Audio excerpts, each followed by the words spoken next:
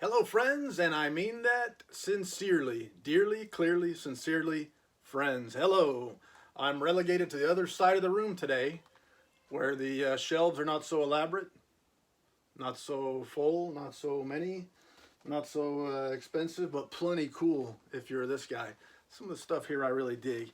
What I wanted to talk about today was a stop I made midday coming back from a place I was working, going to a place I was also working. I stopped in at a bookstore in Dade City, Florida.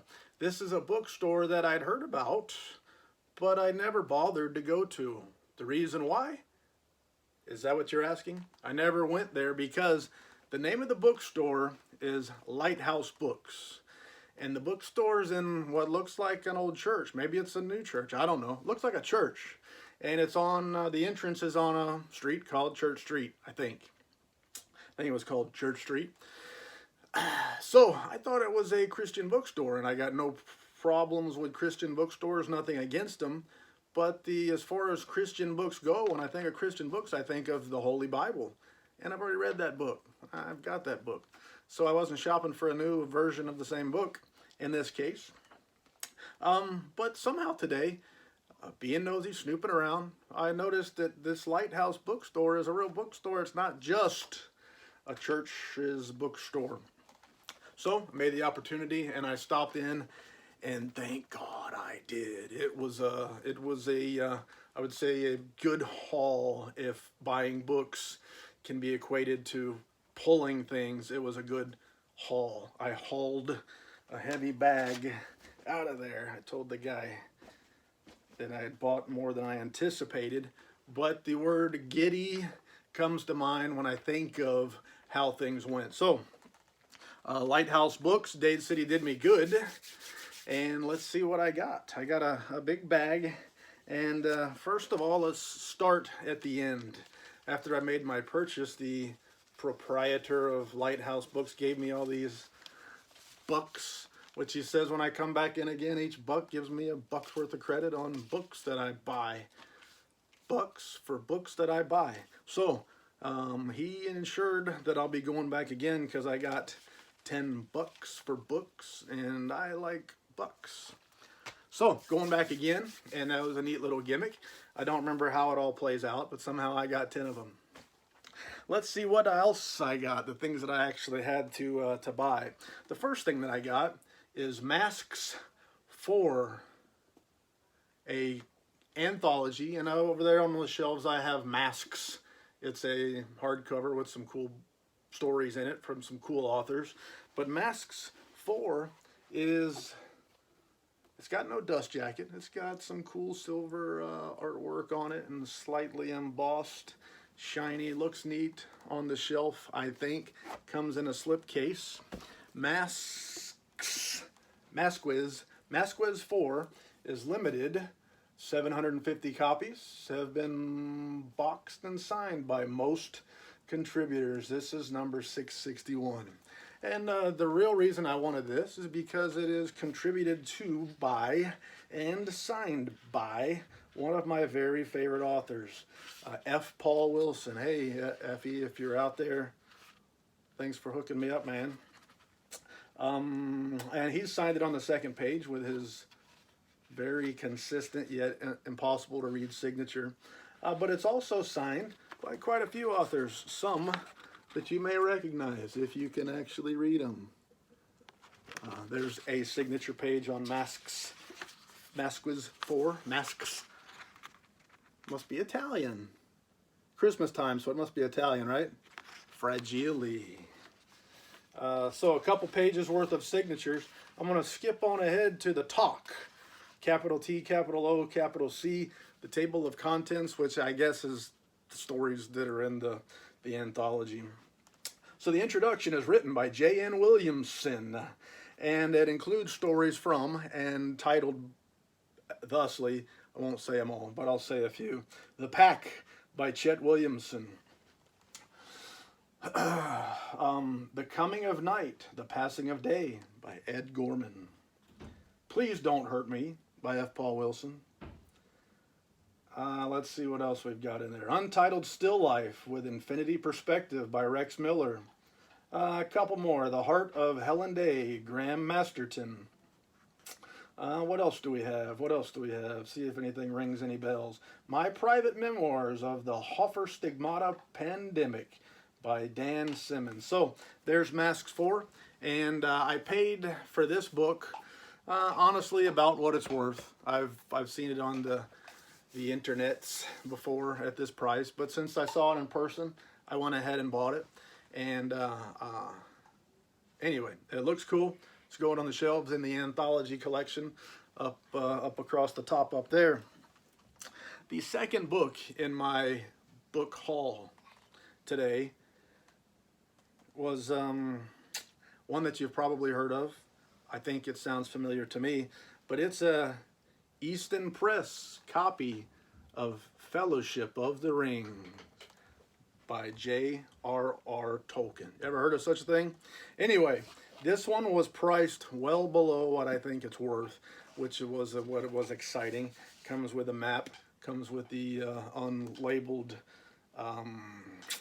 book plate, and it's not installed, anything like that. So Easton Press makes some really cool stuff, man. A lot of leather, embossed gold gilt, whatever they call that, on the page ends. A ribbon, book ribbon installed. And let's see if there's any more artwork in here that I'll find really quickly without going too far. Boom, The Fellowship of the Rings, being the first part of The Lord of the Rings by J.R.R. Tolkien. Here we go. And like I said, this book was a deal. It was a steal. It was a sale of the century. Now, you can't have Fellowship of the Ring unless you also have this one, The Two Towers by J.R.R. Tolkien. Same fellow. Again, deal, steal, sale of the century. Got it. It includes also a map. I don't see a book plate. I don't use them, but anyway, they sitting loosely in the book and unmodified, it really works for me. Let's see what kind of artwork we have in here. Again, going to the just a little bit in here. Being the second part of The Lord of the Rings by J.R.R. Tolkien. What do we got in here? Whoops, I'm dropping stuff, making a mess. So that's what we got in there. Excuse me just 1 second.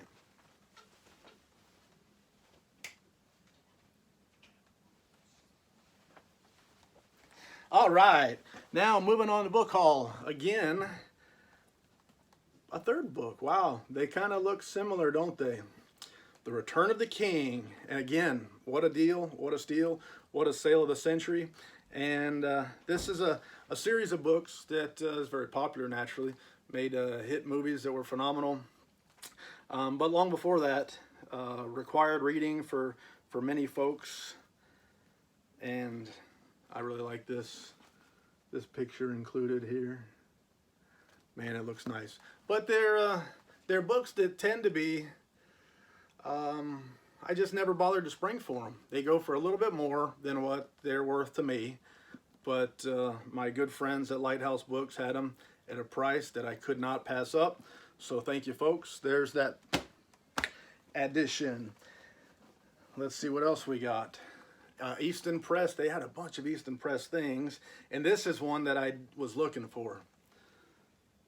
You might know it as A Journey to the Center of the Earth by Jules Verne, and that's what I know it by as well.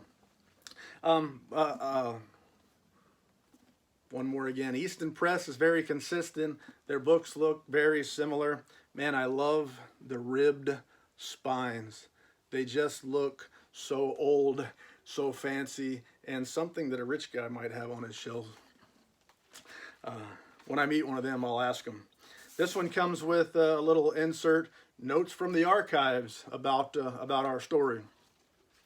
This is one that I was actually looking for. Jules Verne story. I was talking to a while back the proprietors at Camelot Books, talking about Suntup Press, some of the things we wished for, and we agreed it'd be nice to see Jules Verne on the Suntup editions release one day.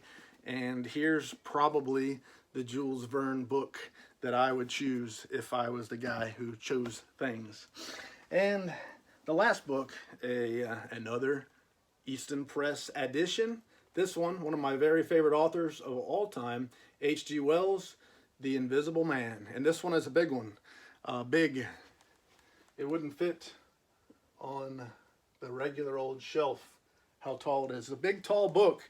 It looks really awesome. It's heavy. It feels like a book, man. This is a book. This is a book you hit somebody with. If you ever need to hit somebody with a book, this might be one that you choose. I'm not telling you to go hit people with books, but you never know. Again, this one comes with a little leaflet edition. Notes from the Archives, The Invisible Man by H.G. Wells. Tells a little bit about our production, a little bit about our story and such as that. Let's see what she looks like when we open her up a little bit.